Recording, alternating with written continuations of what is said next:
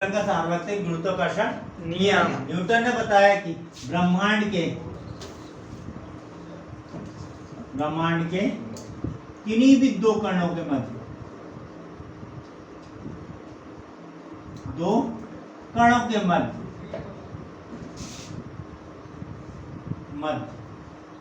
लगने वाला आकर्षण बल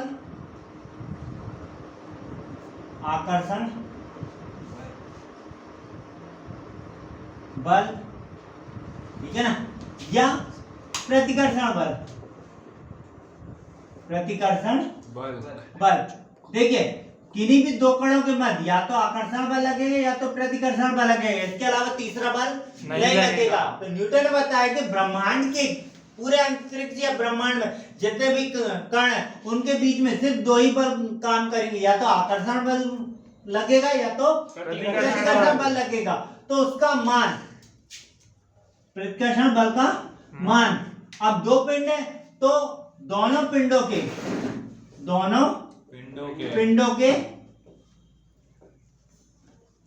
द्रव्यमानों के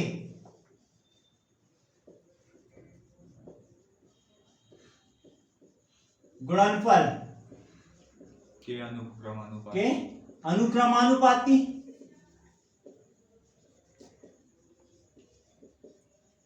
तथा दोनों पिंडों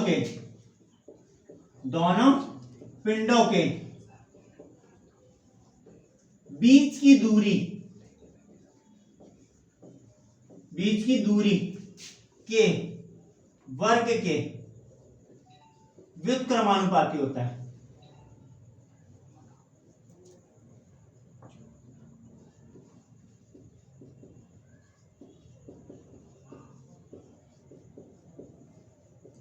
भाई ये है न्यूटन का कथन। न्यूटन ने क्या बताया कि ब्रह्मांड के किन्हीं भी दो कणों के मध्य लगने वाला आकर्षण बल या प्रतिकर्षण बल का मान दोनों पिंडों के द्रव्यमानों के गुणनफल के अनुक्रमानुपाती।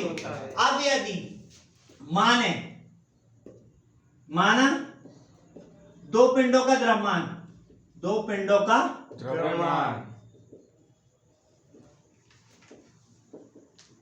क्रमशः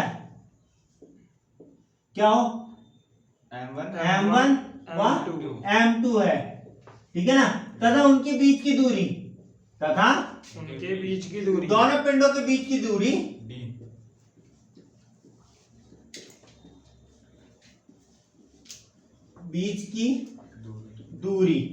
क्या d है, स्मॉल d है।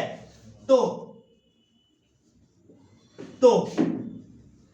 इसको डायग्राम से भी समझा देता हूं। दो पिंड हो गए, ये एक m1 पिंड द्रव्यमान का पिंड हो गया, ये m2 द्रव्यमान का पिंड हो गया, ठीक है ना। इन दोनों पिंडों के बीच या तो आकर्षण बल लगेगा, ठीक है ना, या तो प्रतिकर्षण बल लगेगा, ठीक है ना, आकर्षण बल लगेगा या तो प्रतिकर्षण बल लगेगा।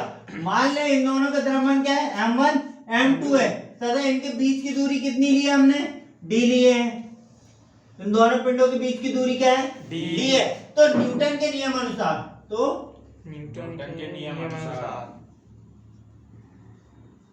न्यूटन के सार्वत्रिक गुरुत्वाकर्षण के नियम के अनुसार, न्यूटन के सार्वत्रिक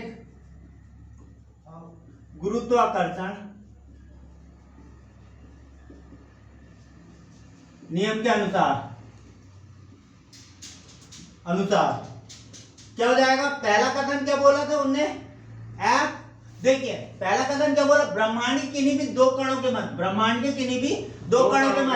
लगने वाला आकर्षण बल या प्रतिकर्षण बल का मान दोनों पिंडों के द्रव्यमानों के गुणनफल के क्या होता है, अनुक्रमानुपाती। दोनों पिंडों के द्रव्यमानों के गुणनफल के अनुक्रमानुपाती होता है। F अनुक्रमानुपाती क्या हो जाएगा, एक पिंड का द्रव्यमान m1 दूसरे पिंड का द्रव्यमान m2। समीकरण नंबर 1 क्लियर है। फिर क्या बताता है, और दोनों पिंडों के बीच की दूरी के वर्ग के, दोनों पिंडों के बीच की दूरी के वर्ग के क्या होता है, व्युत्क्रमानुपाती होता है। तो F व्युत्क्रमानुपाती 1/d², समीकरण नंबर 2। क्लियर है? अगर हम दोनों समीकरणों को मिला दें तो क्या हो जाएगा? समीकरण 1 व 2 से, ठीक है ना, समीकरण 1 व 2 से, तो F अनुक्रमानुपाती क्या हो जाएगा? m1 into m2 upon d²। अब हमें मालूम है कि जब भी हम यह अनुक्रमानुपाती का निशान हटाते हैं, एक नियतांक रखते हैं। अभी हम बात कर रहे हैं गुरुत्वाकर्षण की, ठीक है ना, गुरुत्वाकर्षण नियम की, इसीलिए हम यहाँ पे नियतांक रखेंगे कैपिटल G। तो F बराबर क्या हो जाएगा? G m1 into m2 upon d²। यहाँ पे आप लिखेंगे नीचे, यहाँ पे आप लिखेंगे नीचे, जहां कैपिटल G एक नियतांक है, ठीक है ना, जहां कैपिटल G एक नियतांक है, जिसे सार्वत्रिक गुरुत्वाकर्षण नियतांक कहते हैं।